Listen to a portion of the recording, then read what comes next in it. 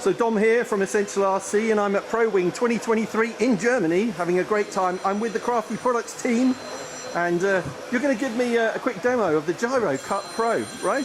I am.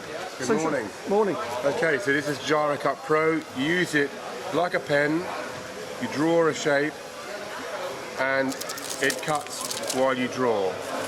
Okay, so that's a nice decal that you can put onto your model very easily. This is Oratex, which is actually a very difficult material to cut normally.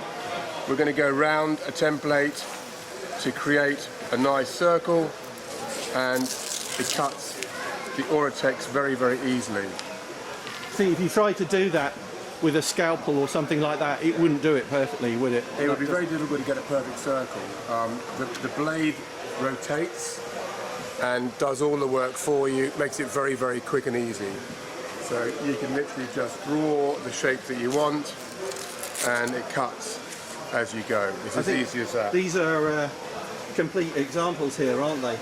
Yep, some rounders that we've made. You can make all your insignia by cutting out different shapes and sticking them together. Very, very quick and easy. And that is the product, the GyroCut Pro.